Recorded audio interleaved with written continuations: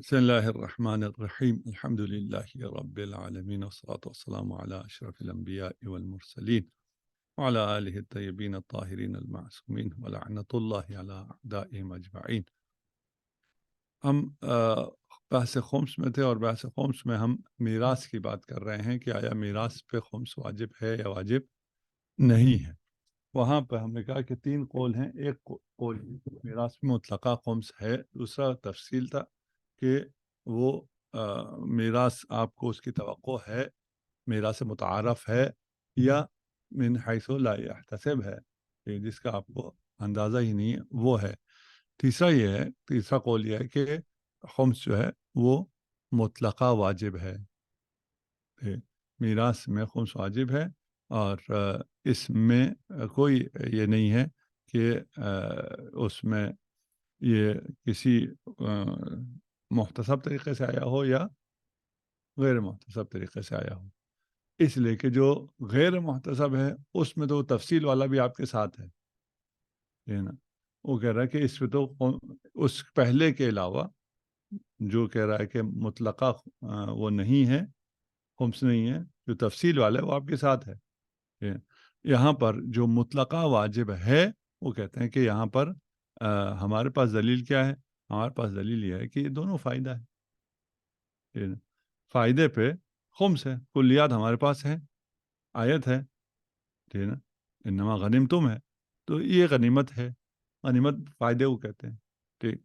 ये क्योंकि फ़ायदा है इसलिए इस पर खुम्स होगा, ठीक।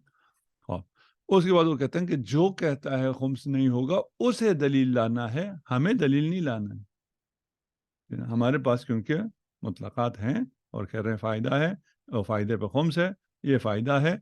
और ये बात हम पहले कर चुके हैं, जिन्होंने कहा था ये फ़ायदा नहीं है, वहाँ हम बहस कर चुके हैं कि नहीं जी ये फ़ायदा है, ठीक है ना। बाप का माल है, बेटे को मिला, सिर्फ बाप से इर्स नहीं मिलता है, ठीक है ना। और दूसरा ये कि वो उन मवारिद को हमने बयान किया जहाँ बाप का माल है लेकिन बेटे को नहीं मिल रहा। माँ को तलाक हुई है, बेटा माँ के साथ एक झोंपड़ी में रह रहा है, बाप मरा, उसको सारा मिल गया, ठीक, फ़ायदा ही फ़ायदा हो गया, ठीक। और दूसरा ये है कि अगर इर्स में खुम्स न होता, जबकि ये आमुल बलवा है, मुब्तला मसाइल में से है, ठीक। और एक चीज़ जिसमें खुम्स नहीं है और वो हर किसी के साथ पेश आ रहा है और वहाँ फिर क़ुदमा में, असहाब में, असलाफ ने हमारे इसको बहस ही न किया हो, ठीक है ना, बताया ही ना हो कि भाई ये तो इसमें खुम्स है या इसमें खुम्स नहीं है, ठीक है। ख़ैर, वैसे ही अगर बहस ना करें कि इसमें खुम्स है या नहीं है, बिल्कुल ही बहस ना करें, वो समझ में आता है क्यों? फ़ायदे में खुम्स है, ये फ़ायदा है, तुम्हें समझ में आ गया ना। अब हर फ़ायदे को अलग-अलग करके बताना कोई ज़रूरी तो नहीं है, ठीक। जब फ़ायदे में खुम्स है, बचत पे खुम्स है, ये जिस मर्ज़ी चीज़ से हो जाए, ठीक। तो इस ये भी क्या हो गया, फ़ायदा हो गया। वो फ़ायदा आपको हदिया से हो, वो फ़ायदा आपको हिबा से हो, वो फ़ायदा आपको इर्स से हो, वो फ़ायदा आपको किस मर्ज़ी जिस मर्ज़ी चीज़ से हो, तिजारत से हो या आपको कंज़ मिले, आपको मसलन माल गनीमत जंगी मिल जाए, ठीक, आप पे खुम्स है। अगर हमारे कायल हो जाते हैं आपके इर्स पर खुम्स है क्योंकि वो फ़ायदा है, तो फिर इसको ज़िक्र ना करें, कोई फ़र्क नहीं पड़ता। उलमा ज़िक्र ना करें कि इर्स पर खुम्स है, ठीक है ना। लेकिन अगर ना हो और ज़िक्र ना करें, ये नहीं हो सकता। अल-कायदा खुम्स आना था, उससे इसको इस्तिस्ना किया जा रहा है, इस एक आर्टिकल को, इर्स को। इसको इस्तिस्ना करने के इस्तिस्ना शारे ने किया हो, उलमा ना करें और लोगों को ना बताएं, ठीक। हाँ, हाँ, रिवायत में ये आया है और अक़वाले उलमा में भी आया है कि इर्स जो है वो मुहतसब हो तो या गैर मुहतसब हो तो, ये वाली तफसील सिर्फ गैर मुहतसब के लिए आई है कि जो इर्स गैर मुहतसब है उस पर खुम्स है।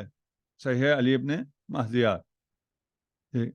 हाँ, हम कहते हैं कि वहाँ पर इसकी तसरीह है कि उस पर खुम्स है, इसका मतलब ये है कि उस पर मऊने सना से पहले खुम्स है, ٹھیک ہے نا.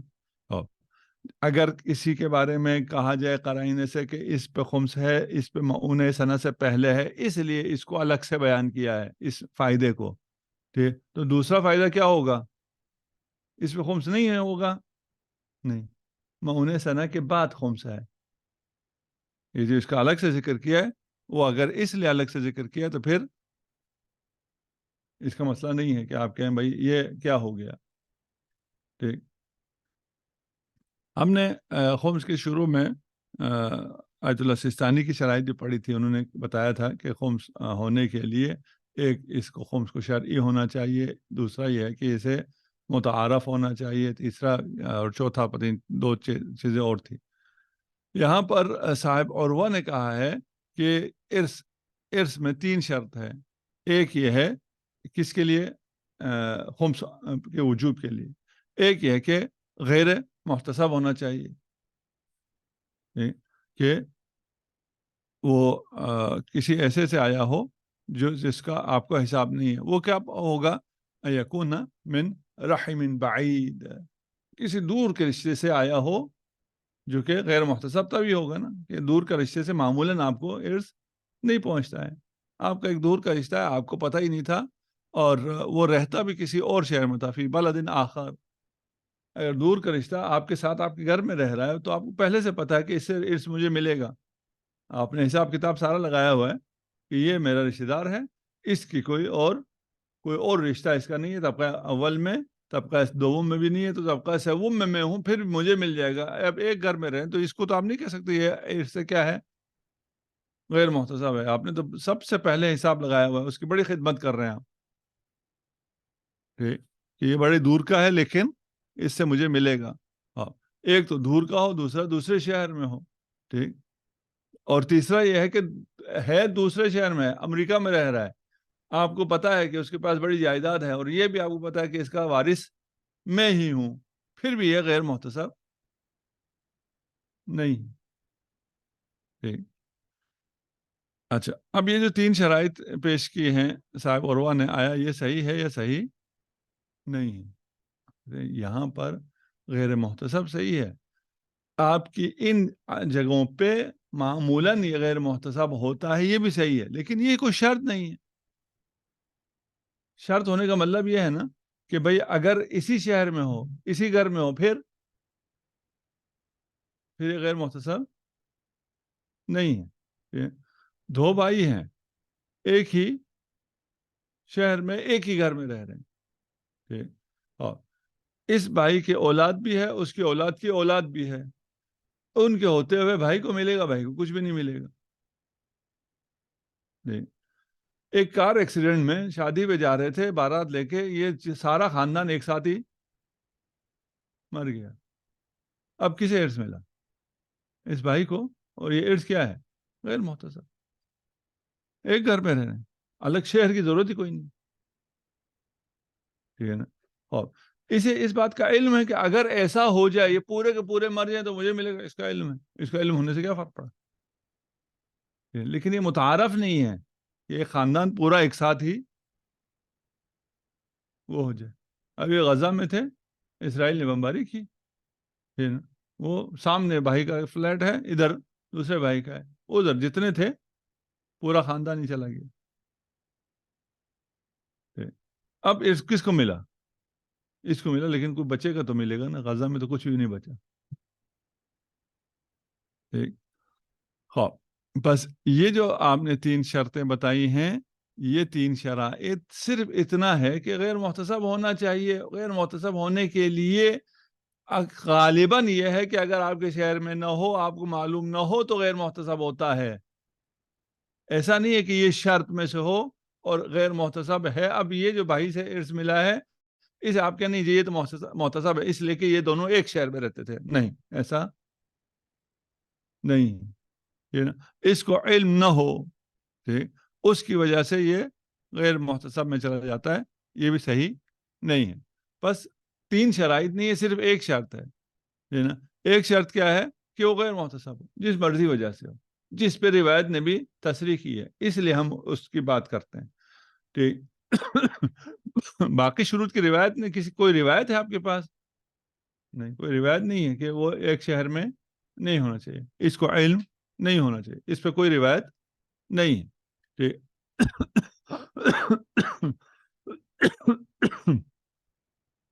بس صرف ایک شرط ہو گیا، وہ یہ ہے کہ وہ محتسب ہے یا محتسب نہیں ہے.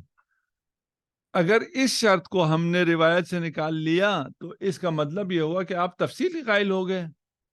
آپ تو دلیل ابھی کس کے رہے تھے کہ خمس ہے مطلقہ، اور یہ فرق بھی نہیں ہے کہ نہیں، ہم تو بیان کر چکے ہیں. ہم نے بیان کیا ہے کہ یہ شرط کس کے لیے ہے؟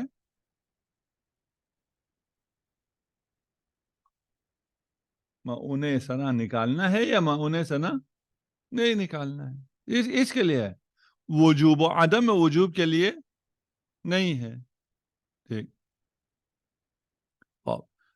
یہاں پہ کوئی آگے یہ کہہ سکتا ہے کہ بھئی یہاں پہ ارث میں خمس نہیں ہے، جیسے کہ خلع میں اور مہر میں خمس نہ ہونے کا تصریح کی ہے. فقہا نے کہا ہے کہ اگر کوئی خلع لیتی ہے اور اس سے پیسہ ملتا ہے یا کوئی مہر کا پیسہ ادھر زوجہ کو ملتا ہے تو اس پر کیا ہے؟ خمس ہے، اس پہ خمس نہیں ہے. ہم کہیں گے اس پہ خمس نہیں ہے اس لیے کہ وہ کوئی فائدہ نہیں ہے، ارث کی طرح نہیں ہے، وہ ایک عوض ہے نا. عوض کے آنے کے بعد اس کو دیکھا جائے گا، اس میں سے معونہ ثنا نکالا جائے گا. اگر وہ فائدے میں چلا گیا تو مطلق فائدے پہ خمس آ جائے گا، ادھر اس پہ خمس نہیں ہے. ٹھیک. لیکن ارث جو ہے وہ کیا ہے؟ وہ فائدہ ہے. ٹھیک. اس لیے آپ اس پہ قیاس نہیں کر سکتے. اب آپ ان تین اقوال میں سے کس طرف جاتے ہیں؟ ارث پر مطلقہ خمس ہے. ٹھیک ہے نا. ابھی جو ہم نے آخری یہی قول پڑھا، ارث پر مطلقہ خمس نہیں ہے. تفصیل جو کہتے ہیں مطلقہ خمس نہیں، وہ کہتے ہیں یہ فائدہ نہیں. باپ کا مال بیٹے کو ملا ہے، بیٹے کا نقصان ہوا ہے، باپ ہاتھ سے گیا ہے.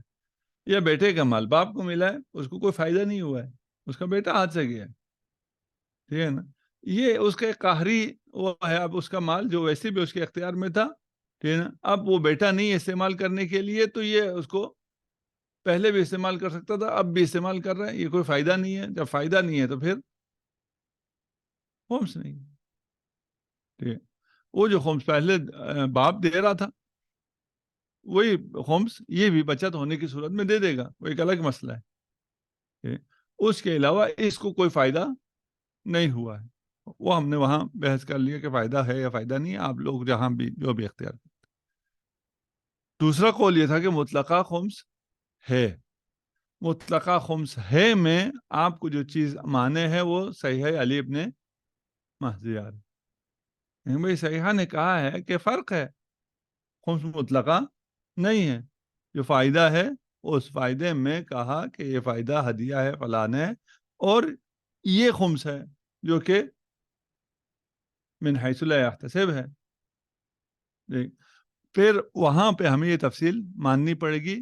یہاں پر آ کے پھر آپ اس تفصیل کو اگر رد کرنا چاہیں تو آپ کے پاس یہ راستہ رہتا ہے کہ یہ روایت ہے، صحیحہ ہے، تام الدلالہ ہے، فلان ہے، لیکن یہ بات کس میں کر رہا ہے؟ یہ معون ثنا اور عدم معون ثنا کی بات کر رہا ہے. ٹھیک. جو لوگ اس تفصیل قائل ہیں وہ کہتے ہیں نہیں یار، یہاں پہ کہاں ہے معون ثنا، یہاں تو یہ کہہ رہا خمس ہے یا خمس نہیں ہے. یہ نا، یہ بعد معونت السنہ یا قبل معونت السنہ کی بات ہی نہیں ہے. یہاں پہ آپ کو مطلقہ کے لیے اس کو معون ثنا کو کسی طرح اس میں صحیح سیٹ کرنا ہے، اور جو تفصیل کے قائل ہیں وہ کہتے ہیں کہ یہاں جب اس نے روایت نے کہہ دیا کہ اس پہ خمس ہے، یہ نا، اس کا مطلب ہے کہ اس پہ خمس نہیں ہے. آپ کہیں یہ تو مفہوم وصف ہو گیا، بلکہ مفہوم لقب ہو گیا. مفہوم لقب آپ نے خود بھی ابھی نہیں ماننا ہے کہ جو من حیث اللہ یحتسب پہ خمس ہوگا. یہ اس بات شیء ہے، یہ نفی ما سوا کو نہیں کر سکتا. ہم یہاں پہ وہ آ کے کہتے ہیں یہ مفہوم اس میں مفہوم ہے، اس لیے کہ ہمیں قرینے کیا ہے، حالیہ مقالیہ سے معلوم ہے. اگر اس میں بھی خمس ہو اس میں بھی خمس ہو تو کیوں کہیں گے اس میں خمس ہے؟ اگر دونوں میں خمس ہے اور امام آئے کہ اس ایک میں خمس ہے تو یہ لغو ہے، اس کا فائدہ نہیں ہے. یہاں ہمیں معلوم ہے کہ بھائی میں نے آپ سے پوچھا ہوا ہے کہ خمس کس کس میں ہے، آپ کہیں ارث غیر محتسب میں خمس ہے، اس کا کیا مطلب ہے؟ میں نے پوچھا کس کس میں ہے، مجھے حاصر چاہیے. اس میں سے آپ نے اس کو نہیں گنا، جس کو نہیں گنا اس پہ خمس نہیں ہوگا. تو یہ تینوں اقوال ہیں. ان تینوں اقوال میں سے آج کل جو آغایون مشہور آج کل میں تفصیل ہے، سستانی کا بھی ہم نے نقل کیا، وہ تفصیلی قائل ہیں. تفصیل کے لیے ان کو یہی چاہیے. رہ گیا قدماء کی بات کو دونوں استفادہ کرتے ہیں. یہ تفصیل والے ہیں، وہ کہتے ہیں کہ اگر ارث ہوتا تو قدماء ذکر کرتے کہ ارث میں خمس ہے. یہ جو مطلقہ کے قائل ہیں یہ کیا کہتے ہیں؟ یہ کہتے ہیں کہ انہوں نے جو ذکر نہیں کیا ہے، کیوں ذکر نہیں کیا؟ اس لیے ذکر نہیں کیا کہ وہ تو معلوم ہے فائدے پہ مطلق ہے، فائدے پہ خمس ہے. انہوں نے یہ تو نہیں کہا نا قدماء نے کہ اس پہ خمس نہیں ہے. اس کا اجماع تو نہیں ہے کہ قدماء نے کہا ہو کہ ارث پہ خمس نہیں ہے تفصیل کی صورت میں ہی. ارث غیر محتسب پہ خمس نہیں ہے یہ کہا ہے، یہ تو نہیں کہا ہے. بس عدم ذکر اجماع نہیں ہے. ان کا عدم ذکر ہمارے فائدے میں ہے، آپ کے فائدے میں نہیں ہے. ٹھیک، یہ بات بھی واضح ہو گئی انشاءاللہ. ٹھیک، کہ جو ہمیں اجماع چاہیے وہ اجماع ہمیں یہاں پہ ملتا ہے یا نہیں ملتا ہے. ٹھیک، اجماع آیا عدم ذکر سے آپ کوئی اجماع لے سکتے ہیں، خود یہ بھی مبنی ہے. یہاں کوئی آپ اجماع کا ادعا اس سے نہیں کر سکتے کیونکہ گزشتہ انہیں ذکر نہیں کیا ہے. ٹھیک ہے، وہ ایک ابن ادریس کو پکڑ لیتے ہیں، ایک ابی صلاح کو پکڑ لیتے ہیں کہ ابی صلاح نے کہا ہے، وہ قدماء میں سے ہے، اگر قول بے عدم وجوب خمس ہوتا ارث میں تو اس کا بھی کوئی قائل ہوتا ابن ادریس سے پہلے، اس سے پہلے کوئی قائل نہیں. ٹھیک ہے نا، جو قائل ہے وہ اس سے پہلے ابی صلاح ہے، اور وہ کس کا قائل ہے؟ وہ وجوب خمس کا قائل ہے. ٹھیک، یہ ابن ادریس کی بات کو لیتے ہیں کہ ابن ادریس نے کہا ہے کہ اس کے علاوہ باقی کوئی بھی قائل نہیں ہے.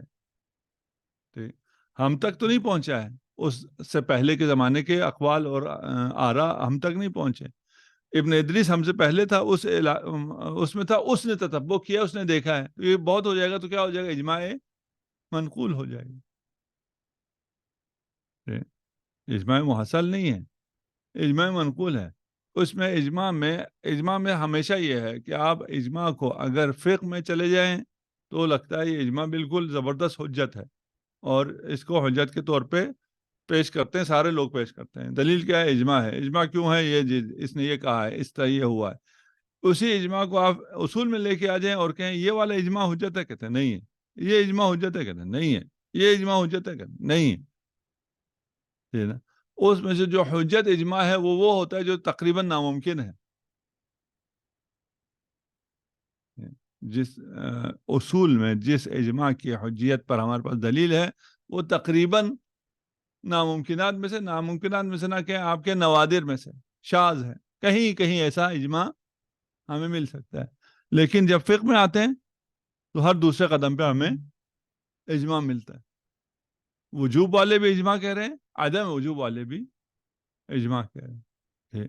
تو آپ کو اگر اپنا اصول یاد رہے فقہ میں تو پھر آپ کو اجماع سے زیادہ متاثر نہیں ہونا. یہاں تو البتہ دونوں طرف والے اجماع کا ادعا کر رہے ہیں، لیکن اگر آپ نے اصول میں بحث کچھ کی ہے اور فقہ میں عملاً کچھ اور کر رہے ہیں، اور ہو سکتا ہے یہ کہ آپ اصول میں بحث کر رہے ہیں لیکن یہاں آپ اور چیزوں کی وجہ سے کہیں کہ نہیں ادھر یہ تسامحات چلتے ہیں اور وہ ان وجوہات پر چلتے ہیں، وہاں ان تسامحات کی بات نہیں کر رہے تھے، تو بھی آپ کر سکتے ہیں، کوئی مسئلہ نہیں ہے. آپ اسی طرح جو اس طرح فقہا اس کثرت سے اجماع کا دعویٰ کرتے ہیں اور اجماع کو دلیل کے طور پہ قائم کرتے ہیں یا کہیں پہ مؤید ہو رہا ہوتا ہے، اس طرح آپ بھی مشی کر سکتے ہیں۔ تو بس آپ ارث میں خمس دیں گے یا نہیں دیں گے، یہ آپ کی اپنی مرضی ہو گئی ہے۔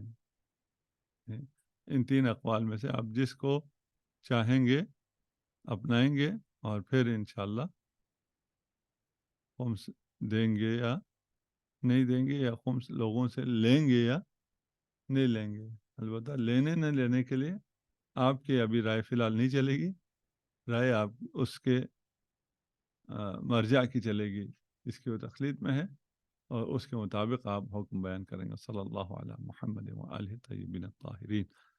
اللہم صل علی محمد وآل محمد